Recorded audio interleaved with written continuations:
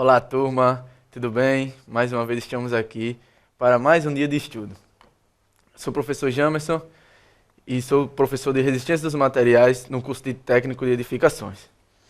Como vimos na aula passada, nós estudamos sobre o momento de inércia e todos os tipos de rotação que ele pode ocorrer. Eu deixei para vocês uns exercícios para vocês resolverem em casa, já respondidos, e esperava receber alguns e-mails com dúvidas ou questionamentos. Até então não recebi. Mais uma vez eu lembro a vocês que eu realmente preciso disso para a gente poder ter uma interação, ok? Vamos lá, minha gente. Prestem atenção no assunto, estudem em casa, resolvam as questões. Eu mandei a questão com respostas justamente para isso, para vocês verem, corrigirem vocês mesmos e tirar as dúvidas comigo. Então vamos seguir em frente. Hoje nós vamos estudar deformação estrutural. O que seria essa deformação estrutural, professor? É justamente aí em que a gente vai começar a entrar e focar muito mais além nos nossos assuntos, porque é justamente essa resistência, a resistência a essa deformação, onde nosso curso vai terminar. Então vamos prestar atenção na aula de hoje, pois ela é muito importante devido a essa lei. Lei de Hooke. Acho que vocês viram um pouco disso no ensino fundamental e ensino médio. Provavelmente não se aprofundaram tanto como vamos nos aprofundar, porque isso é de extrema importância. Lembrando mais uma vez. Professor, o que seria a lei de Hooke? Como podemos observar, nós temos duas molas. Uma em seu estado inicial, seu estado normal, e uma recebendo uma força. Vamos lá. Aí você me pergunta, professor, força a gente viu na primeira aula, correto? Isso, tudo bem. E foi justamente na primeira aula que eu expliquei todas as situações de força, todas as definições. E agora nós vamos começar a aplicar essas forças. Hoje nós vamos estudar deformação estrutural. Professor, nós já vamos entrar em estruturas de concreto, estruturas metálicas, já vamos saber? Não. Vamos passo a passo. Como sempre vem dito, nós vamos seguir passo a passo, não adianta a gente querer correr demais. Correto? Vamos lá. Pelo que a gente viu, nós temos duas molas. Uma em seu estado inicial, colocada em um suporte, onde ela não pode se mover, e uma em seu estado de compressão. O que seria essa compressão, professor? A compressão vem no intuito de comprimir, como o nome já diz, comprimir. Compressão, a gente vai comprimir um corpo. Ou seja, se nós temos um corpo de um tamanho inicial, X, ele vai suportar uma carga em qualquer direção. Se o corpo estiver em pé, uma força para baixo. Se o corpo estiver deitado, uma força lateral. Por que essa força? Porque aí nós vamos saber a capacidade em que o corpo tem de se deformar, de mudar o seu estado inicial, sem ocorrer qualquer tipo de ruptura, sem que ele quebre. Ou seja, o melhor exemplo que nós temos seria uma mola. Se a gente voltar para a tela, a mola está comprimida em relação ao seu estado inicial. Então, nós vamos ver o que seria essa força. O estudo da lei de Hooke é justamente a força elástica, como podemos ver na fórmula abaixo. Essa força elástica vem justamente para mostrar a elasticidade, como o nome já diz, de uma mola ou de qualquer corpo. Mas vamos estudar principalmente a mola, justamente por ela ter o seu formato e ser um corpo onde suporta bastante força para que ela se comprima ou se estique. Então é isso que nós vamos estudar, uma força de tração e uma força de compressão. Uma mola consegue resistir a uma determinada força de tração e compressão. Se a gente aplicar uma força de tração, automaticamente a própria mola vai fornecer uma força elástica de compressão para que ela volte ao seu tamanho original. Como a gente vê aqui, nós temos a força da mola, a força de restauração, que é o que eu falei agora, que é a força que capacita o corpo a voltar ao seu tamanho original, e justamente a mola quer voltar ao tamanho original. Ou seja, Se a gente preste bem atenção nesta forma. F significa força elástica, que a gente vai trabalhar na unidade de Newton. K é a constante elástica, que eu vou explicar mais à frente. E X é a deformação elástica. Poderia ser também ΔL ou ΔX, que seria a deformação. A sua capacidade de mudar o seu tamanho. Correto? Vamos lá. A lei de Hooke é a lei da física relacionada à elasticidade de corpos, que serve para calcular a deformação causada pela força exercida sobre um corpo. Justamente o que eu vinha falando. Ela é a força capacitante para que o corpo volte ao seu estado original. A força elástica é justamente o que Hooke diz. Ele foi quem criou esta fórmula e nos seus estudos ele chegou à seguinte conclusão. Se nós temos uma mola, se nós comprimimos ela não pode ficar em seu estado comprimido, porque ela tem que voltar ao seu estado original. E se a gente simplesmente soltar, ela consegue exercer essa força. A própria mola exerce essa força contrária, vamos lá, contrária à força exercida sobre ela para que ela se comprimisse. Correto? Tal que a forma é igual ao deslocamento da massa, a partir do ponto de equilíbrio. Então, vamos pensar um pouco. O Hooke disse, como nós mostramos, que essa força ela pode ou não ser exercida sobre uma mola de compressão ou de tração. Como nós vimos na primeira aula, o que precisamos para ter uma força? Força, grandeza vetorial, sentido, módulo e direção. Correto? Então, se a gente tem uma força F aplicada sobre uma mola que comprima ela, se a gente retirar essa carga, se a gente tirar essa força, a mola, consequentemente, ela aplica uma força contrária, sentido contrário. Ou seja, se nós temos uma força em sentido X, nós vamos, consequentemente, exercer a mola, consequentemente, vamos prestar bem atenção, a mola, consequentemente, vai exercer uma força menos X. Por quê? Justamente pela diferença de sentidos. Por uma ser em um sentido e a outra ter a tendência de retomar o seu formato original. Se a gente prestar bem atenção, o Hooke foi bem claro quando ele disse que tal que a força é igual ao deslocamento da massa a partir do seu ponto de equilíbrio vezes a característica constante do corpo F deformada. Então é o seguinte, se a força é relacionada ao deslocamento, nós vamos ter grandezas diretamente proporcionais. O que seria, professor, essas grandezas diretamente proporcionais? Ou seja, se nós temos um deslocamento, esse deslocamento seria o quê? Ou ΔX, o ΔL, ou X, como eu mostrei na fórmula. Esse deslocamento é a diferença de tamanhos. Ou seja, se eu tenho uma mola em seu tamanho inicial de 10 centímetros, consequentemente, vamos aplicar uma força de tração, um exemplo.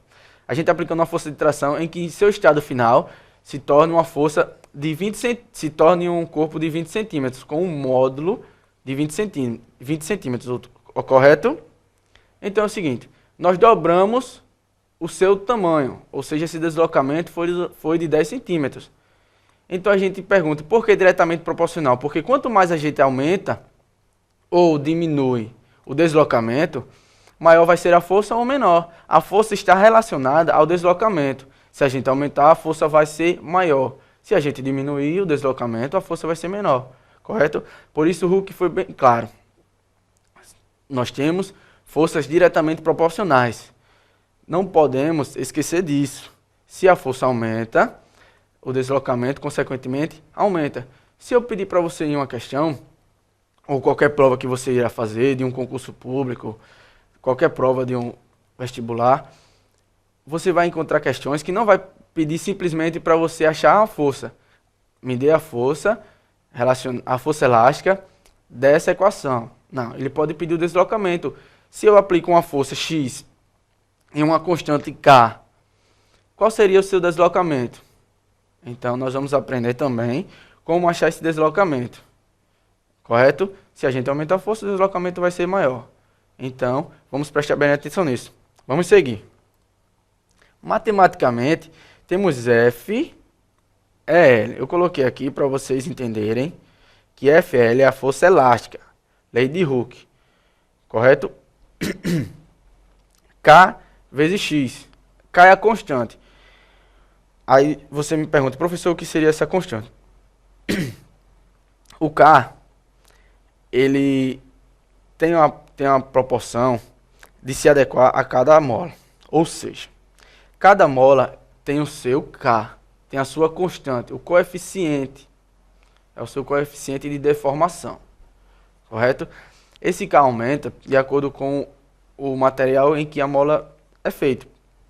Se a gente tem uma mola fina, de um alumíniozinho fino, nós vamos ter um K pequeno, mas se nós temos uma mola de uma espessura maior, de ferro, de aço, este K seria como se a gente soubesse a sua dureza, a sua resistência de deformação.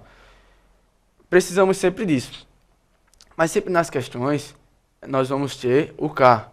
Porque para a gente achar o K, a gente tem que ter a força e o deslocamento. Se a fórmula da força elástica, F, é igual a X vezes K, ou K vezes X, então nós temos que saber sempre o K.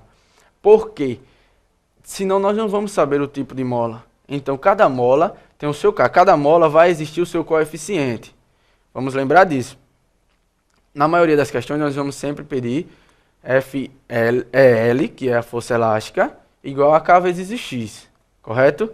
Vamos seguir. Ou vetorialmente. Como eu vinha falando, força é uma grandeza vetorial. Então nós vamos sempre ter este sentido, módulo e direção. Como nós podemos ver nessa fórmula seguinte que eu coloquei, FL é igual a menos K vezes ΔL. Esse ΔL eu coloquei justamente só para a gente não usar só o X, para que a gente use outras fórmulas, porque nós vamos encontrar em livros, em sites também desta nomenclatura, correto? Mas esse ΔL é o mesmo que o X, é o deslocamento. E por que, professor, menos K? É justamente o que eu vinha falando. Vetorialmente falando, se nós aplicarmos uma força nesta direção, a mola aplicará uma força contrária. Ou seja, se a gente está trabalhando em um sentido e a força é contrária, lógico que vai ser negativa, vetorialmente falando. Mas quando a gente for calcular, a gente vai usar sempre módulo. Estão lembrados? Módulo sempre deixa todos os sinais positivos. Então a gente não precisa se preocupar nisso, a gente só precisa se preocupar para saber em qual sentido será a força. Se eu aplico uma força de tração, a mola vai aplicar uma força de compressão em si mesmo, em seu próprio corpo, para que ela volte ao seu estado original. Tudo bem até aí? Vamos lá. Onde K é uma constante positiva denominada constante elástica da mola. Justamente o que eu vinha falando, constante elástica da mola, com unidade no SI, Sistema Internacional. Correto? Então, lembrar do Sistema Internacional? Newtons por metro. Por que newtons por metro? Porque o coeficiente da constante elástica é justamente isso, a força relacionada a deslocamento. O deslocamento em metros ou centímetros, mas não vamos trabalhar em centímetros, porque no sistema SI, no Sistema Internacional, nós temos Newton por metro, correto? Então, se a gente tem um deslocamento de 5 centímetros, nós vamos, na fórmula, aplicar 0,005 metros, sempre trabalhando em metros, correto? Porque no final a força vai ser em Newton. Consequentemente, se a gente... Aí, professor, por que 0,05? 5 centímetros, transformação de unidade. Isso vocês já viram. Não dá para eu explicar isso, porque isso é básico de ensino fundamental. Mas só para relembrar, centímetro para metro, divide por 1000. De metro para centímetro, multiplica por 1000. Unidades e casas à esquerda divide e unidades e casas à direita multiplica. Correto? Centímetro para metro divide por 100. Perdão, 100. Não é 1000, 100 centímetros. Lembrando mais uma vez. A constante elástica da mola traduz a rigidez da mola, ou seja, representa uma medida de sua dureza. Justamente o que eu vinha falando. Por isso que Hooke criou esta fórmula, para que vocês prestem atenção nisso. Se a gente tem um corpo e com uma constante K, então nós vamos, consequentemente, saber qual a sua dureza, qual a sua resistência. Por isso, em resistência dos materiais, no curso de técnico em edificações, nós estudamos a lei de Hooke. Muito importante. Muito importante. Porque não só uma mola, mas outros tipos de materiais também conseguem suportar uma carga ou uma força aplicada de tração, de compressão. Correto? Não tão bem explicadamente como uma mola, justamente pelo seu formato, mas uma barra de ferro também consegue. Só que a resistência dela é menor. Então, nós vamos estudar isso também.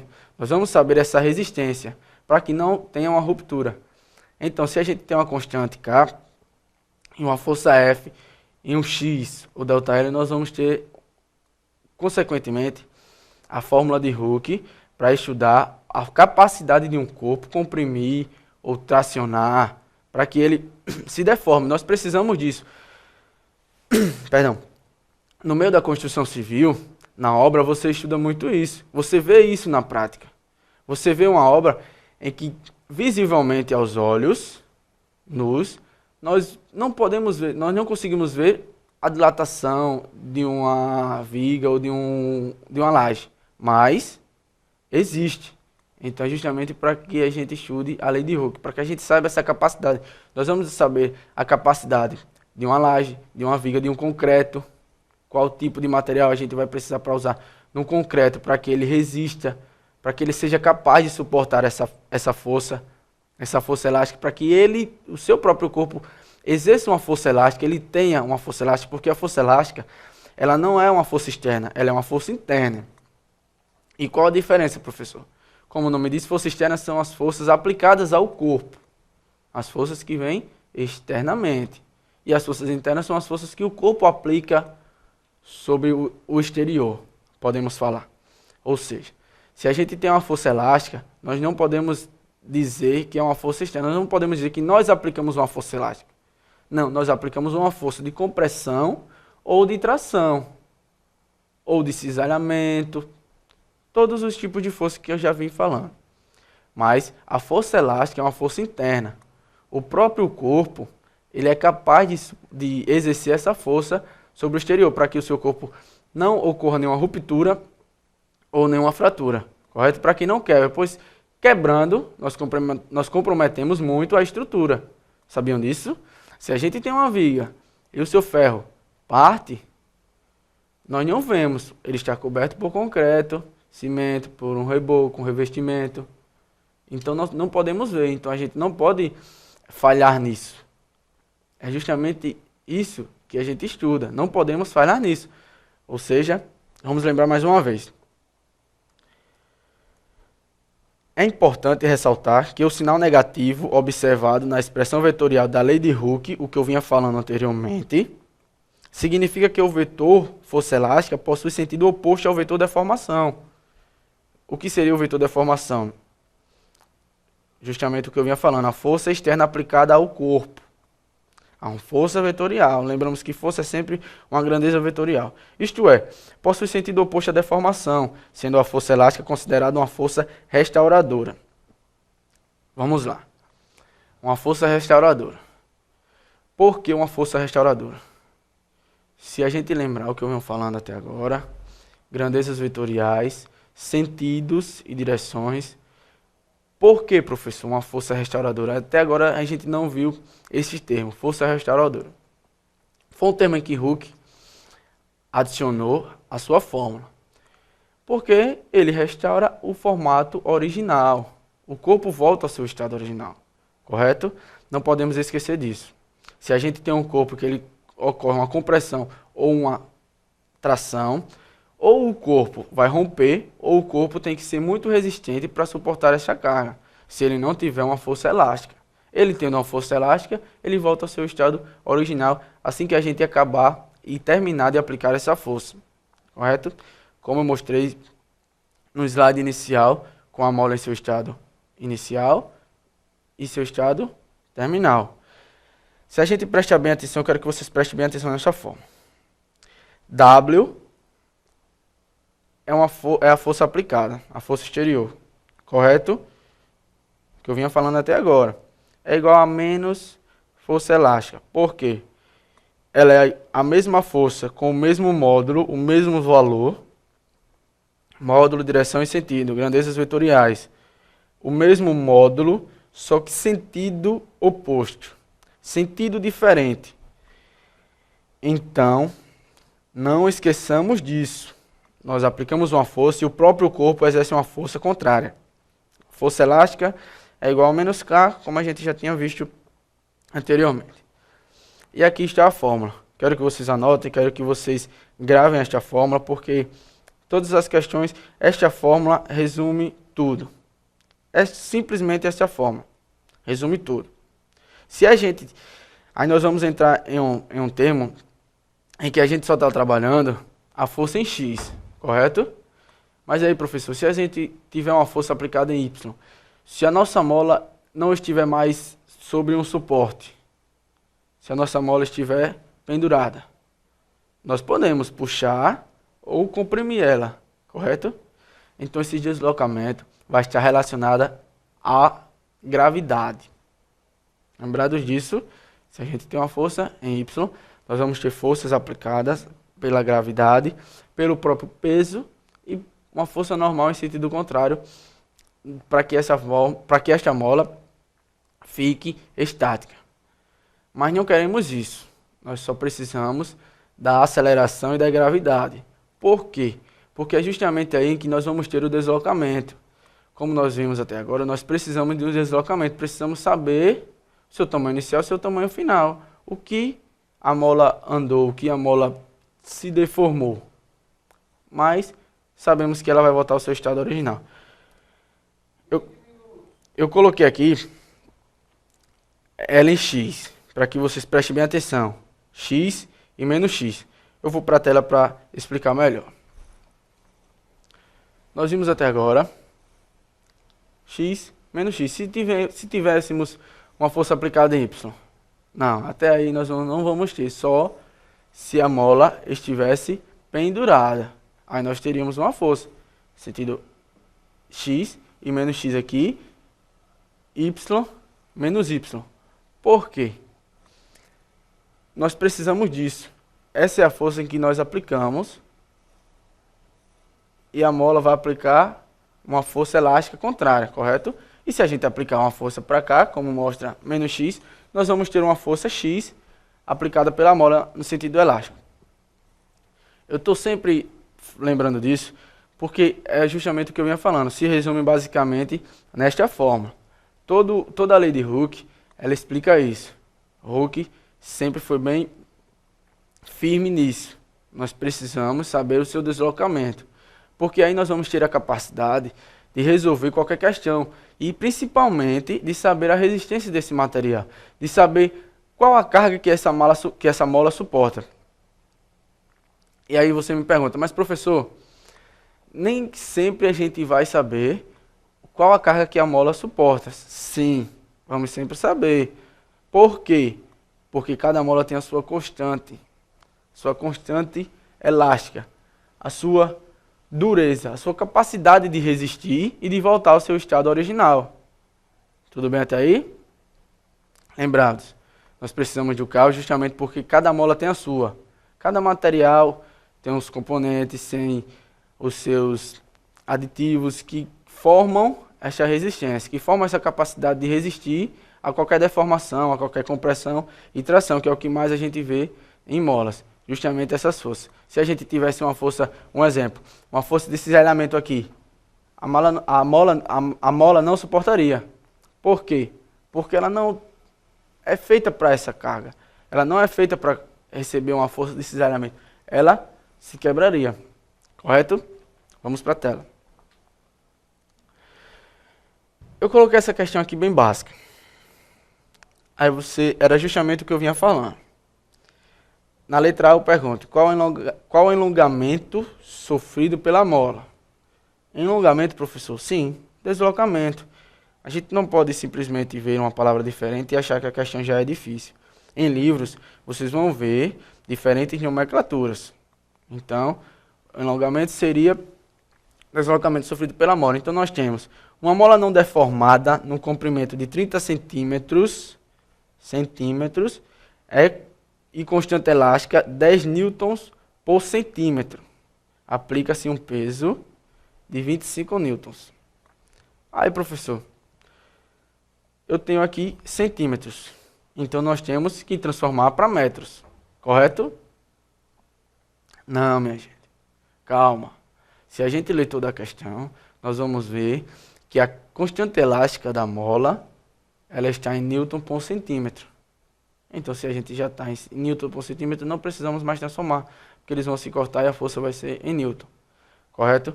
Então, se a gente prestar atenção na letra A, eu peço o deslocamento. Eu quero que você me dê o deslocamento dela em alongamento, como tem na questão.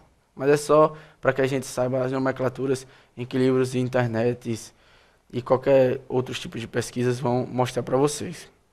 Não é só aqui que vocês vão ver isso. Lembrando que eu quero sempre que vocês pesquisem, estudem, procurem outras fontes. Correto? E na letra B, nós temos determine o comprimento final da mola. Como nós vamos saber esse comprimento final, professor? Se a gente tem o inicial, quando a gente souber o alongamento, nós vamos saber essa diferença. Então, eu coloquei aqui passo a passo para que vocês prestem bem atenção. Vou para a tela para melhor vocês visualizarem. É o seguinte. Nós temos aqui FL é igual a KX, correto? Nós temos os dados. Professor, você já deu todos os dados? Não. Só dei o K e a força elástica em que a mola vai aplicar. Essa força elástica, lembrando que é igual à mesma força aplicada externamente. Correto? Vamos lá. Então, aplique. FL é L, força elástica é igual a K vezes X. Mas, professor, o senhor não deu o X na questão. Mas é justamente isso que eu quero, o alongamento. O deslocamento desta mola. Qual o tipo de deformação que ela sofreu? Lembrando sempre disso. Vamos lá. Então, aplique, mais uma vez. FL é igual a K vezes X. 25 newtons é igual a 10 vezes X. Não precisamos transformar nem o newton, nem o X, porque ele dá na questão em centímetros. Inicial 30 centímetros. Correto? Se a gente aplicar uma força de 25 newtons e a constante dessa mola é 10 newtons por centímetro, nós vamos ter X igual a 25 sobre 10, que seria igual a 2,5 centímetros. O que seria 2,5 centímetros? O alongamento. Se nós temos uma mola de 10 centímetros, ela sofreu 2,5 centímetros de deformação, ou compressão, ou de tração. Por que nós não sabemos aí? Porque eu não mostrei para vocês, para que vocês saibam disso. A força elástica, ela é contrária à força aplicada externamente. Lembrados até aí? Vamos lá para explicar melhor. Se nós temos uma força de tração ou de compressão, nós saberíamos que a força elástica seria contrária. Então eu deixei aí deixei no ar para que vocês prestassem atenção nisso. Nós temos uma força EL. Eu não digo se é de tração ou de compressão, porque nós não sabemos. Nós não sabemos porque a força externa não foi informada. Ela não foi mostrada. Eu não falei se a força aplicada seria 10, 15, 20 newtons. Não. Disse que a força elástica, que seria a força em que a mola aplica sobre si mesmo, seria justamente de 25 newtons. Então, nós já temos a deformação, nós já temos o deslocamento da mola, em que a mola sofreu. Então, nós concluímos que esta mola de constante 10 newtons por centímetro, ela suporta uma força de 25 newtons. Se aplicarmos uma força maior, o seu deslocamento vai ser maior, correto? Mas nós não sabemos se ela vai resistir, se ela vai romper ou se ela vai continuar capacitada para voltar ao seu estado original. Tranquilo até aí? E na letra B, eu coloquei uma pergunta simples. Se o comprimento inicial era 30 centímetros e ela alongou 2,5 centímetros, a gente só precisa somar. O comprimento final será 32,5 centímetros.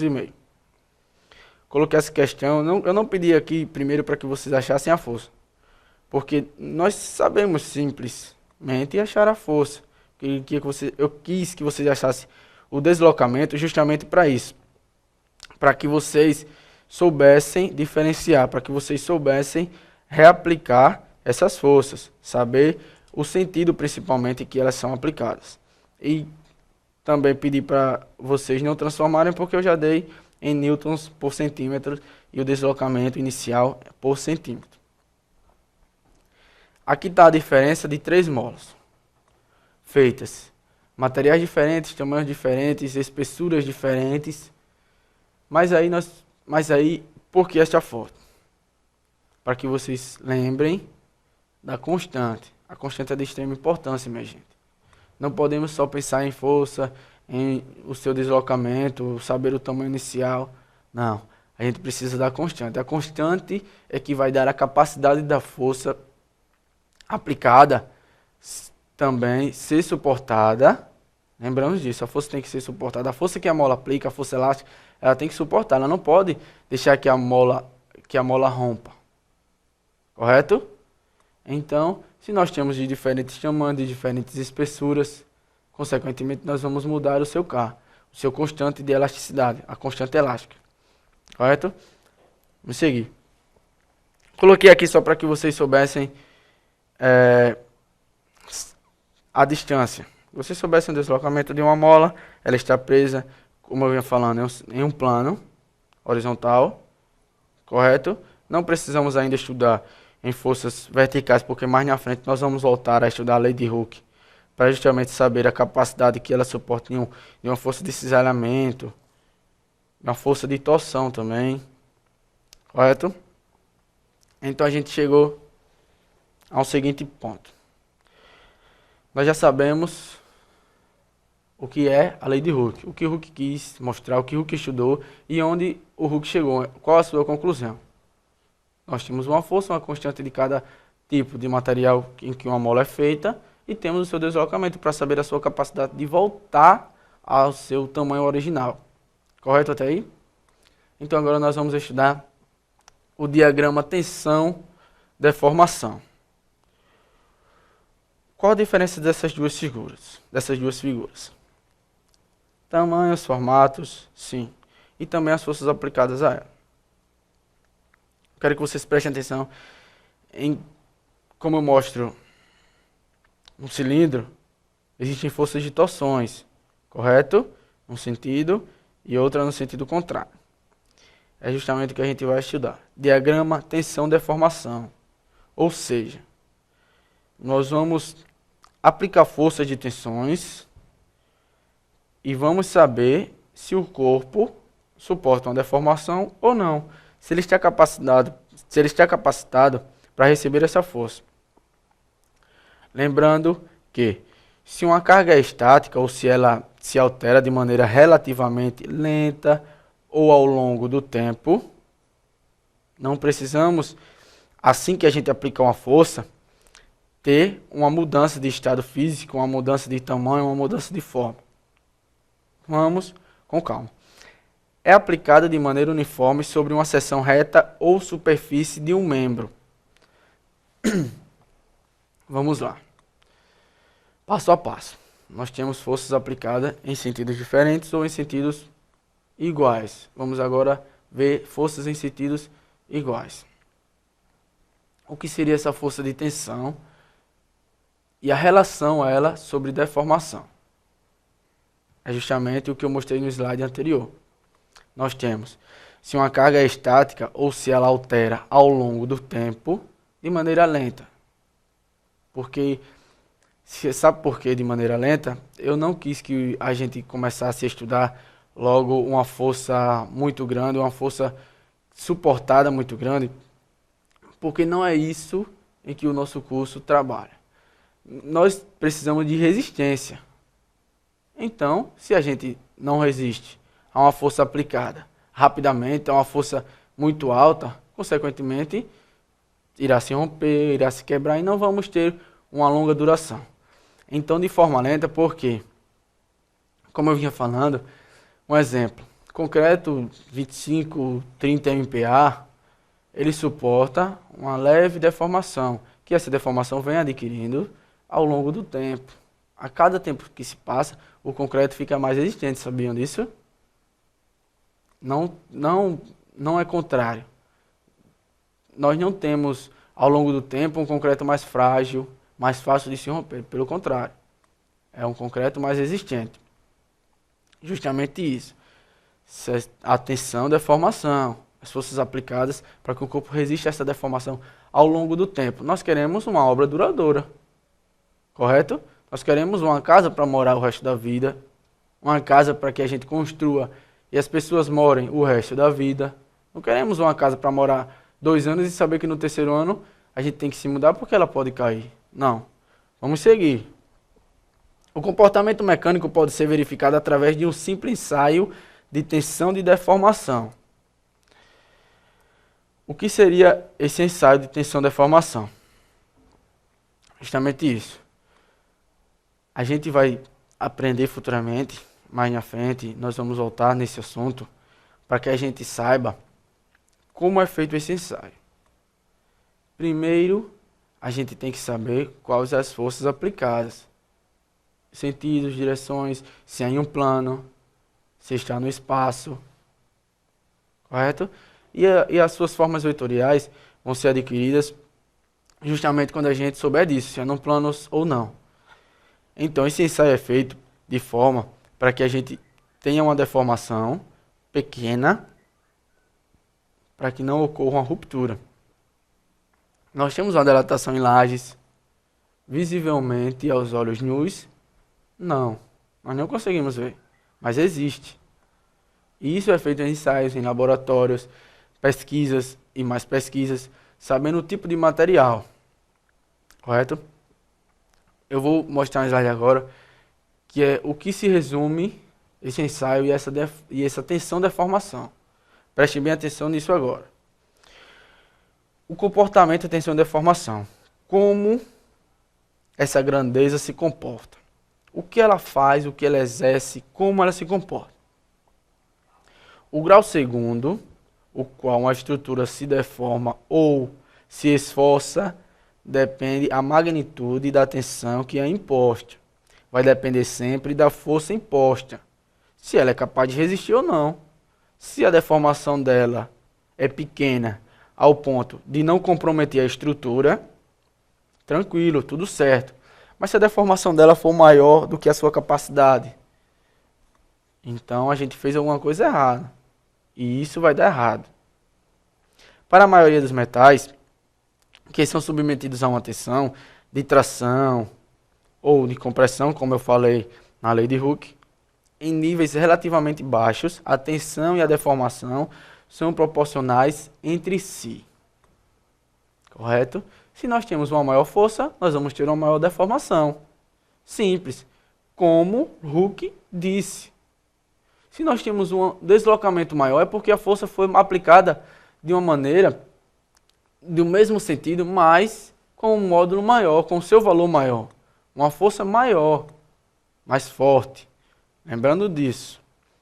Aqui também, tensão e deslocamento, tensão e deformação, estão diretamente relacionados. É justamente isso. Elas se relacionam entre si.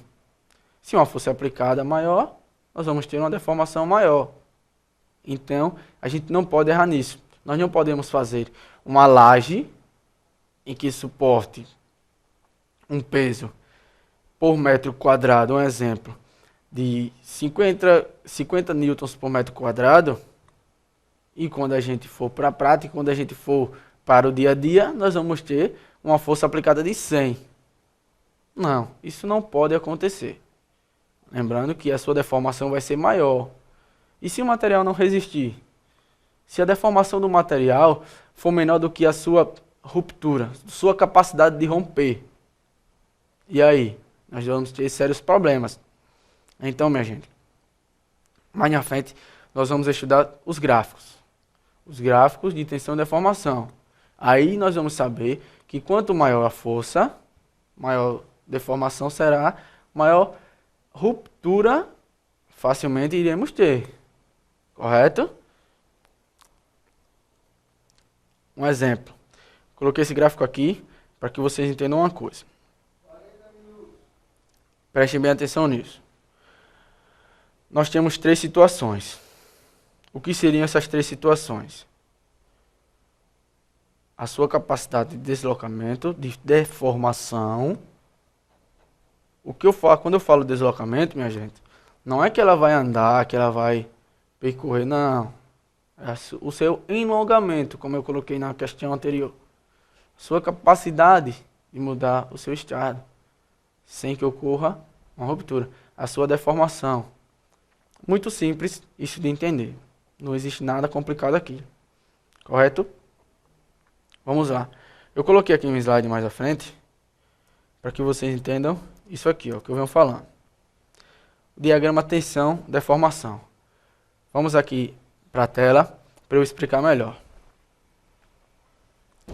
Diagrama tensão, deformação, professor. Como seria esse comportamento? Vamos lá? Juntos vamos prestar atenção nisso. O gráfico tensão, deformação, ele tem 3 estágios. Lembrados que eu mostrei anteriormente, 3 estágios. Deformação elástica, lei de Hooke, capacidade do corpo voltar ao seu estado original, a força que o corpo aplica sobre si para que volte ao seu estado original. Correto? A deformação plástica, que a gente vai começar a trabalhar nesta aula e na próxima aula, o que seria? Quando o corpo não volta ao normal após ser aplicada uma força nele. E nós temos a tensão de ruptura, exatamente a força onde o material se rompe. Então, é nisso em que a lei de Hooke e tensão e deformação se resumem, nesses 3 estágios. Vamos lá? Relembrando. Deformação elástica, deformação plástica e tensão de ruptura. Se vocês prestarem atenção, eu venho falando nesses 3 estágios. Eu não disse 3 estágios, mas eu já vinha falando desde o começo da aula nesses 3 estágios. Aí você me pergunta, professor, tem deformação plástica? O senhor não falou nesse termo? Sim, eu não falei as palavras deformação plástica, mas eu já venho falando isso. A capacidade de um corpo deformar sem que ele se rompa. Um exemplo. Nós temos uma mola. Aplicamos uma força. A mola traciona, a mola cresce. Ela muda o seu estado inicial. Se a sua força elástica não conseguir trazer ela de volta, será que ela vai se romper? Ou ela pode continuar assim? É justamente deformação plástica. Capacidade desse corpo conseguir suportar as forças externas sem precisar voltar ao seu estado inicial. Correto? Não é porque a força não volta que vai se romper ou se quebrar. Não. Vamos passo a passo. Mas, se a gente tem uma tensão de ruptura maior do que essas forças, aí sim nós chegamos ao ponto. Esta é a tensão de ruptura que a gente não pode chegar perto. O nome já diz, tensão de ruptura. É justamente no ponto onde a força é aplicada em que ocorre uma quebra, uma ruptura, se partem. Então, vamos relembrando. O professor Hooke disse que nós precisamos saber a força para saber a sua capacidade de elasticidade, a sua deformação elástica, como eu falei agora. É exatamente isso. Exatamente isso que Hooke disse. Tensão e deformação também se encaixa na lei de Hooke. Correto? Relembrando. Aí nós temos a tensão de ruptura, que chega justamente para nos atrapalhar. Mas calma, minha gente. Calma, porque a gente vai saber calcular isso. A seguir, nas próximas aulas, nós vamos estudar isso. Saber se a mola em seu estado posterior, em seu estado final, seu tamanho após o seu alongamento, a força exercida sofrida, que a mola não tem uma força elástica suportada, essa força elástica vai depender de quê? Qual tipo de mola volta e não volta? Vai depender do seu K, da sua constante elástica. Correto?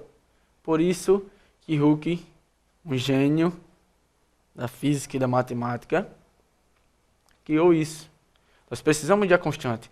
Nós precisamos saber se a mola é dura o suficiente para ir, não voltar e resistir às forças aplicadas, ou se o seu material é frágil, se a sua espessura é pequena, ela não vai suportar. Ela vai chegar a um certo tamanho, com o tempo ela vai se romper, vai se partir. Lembrando mais uma vez, se a gente tem os 3 estágios, nós vamos saber sua capacidade elástica,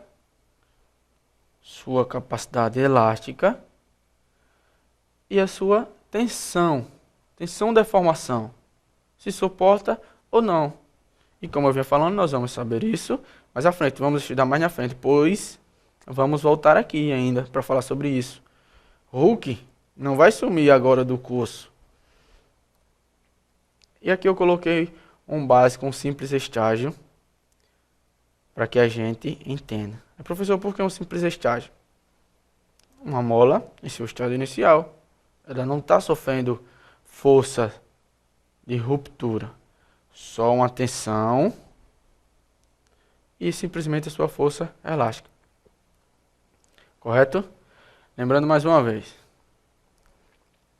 deformação elástica, deformação plástica e tensão de ruptura. Então é o seguinte, minha gente. Se a gente tem um corpo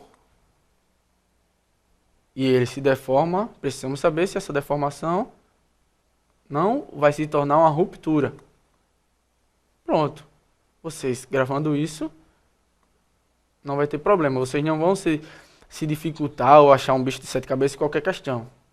Nós vamos simplesmente saber se essa deformação será suportada a ruptura.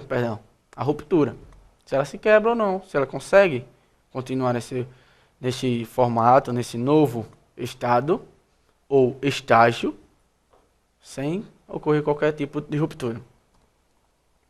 Diagrama, tensão deformação, tensões normais de corte, tensão normal de flexão. Justamente o que eu vinha falando. Então, é o seguinte. Nosso tempo está acabando. Espero que vocês tenham entendido o que Hooke quis passar para vocês, porque eu só estou aqui demonstrando o que ele queria. Demonstrando o seu estudo. De uma forma, creio eu, que vocês entendam. Uma forma simples para que vocês entendam onde serão aplicadas essas leis, onde nós vamos precisar disso, quando nós vamos precisar disso. Correto? Então, a gente fica por aqui. Até a próxima aula. Estudem, mandem dúvidas. E não esqueçam, pesquisem novas fontes. Aqui está o e-mail da Escola Técnica, Escola Técnica Escola Técnica Residência e Saúde, no curso Resistência dos Materiais, e aqui Edificações, onde eu sou professor de vocês, professor Jamerson, e estou aqui sempre às ordens. Correto, turma? Até a próxima aula. Um grande abraço, fiquem todos com Deus e estamos aí.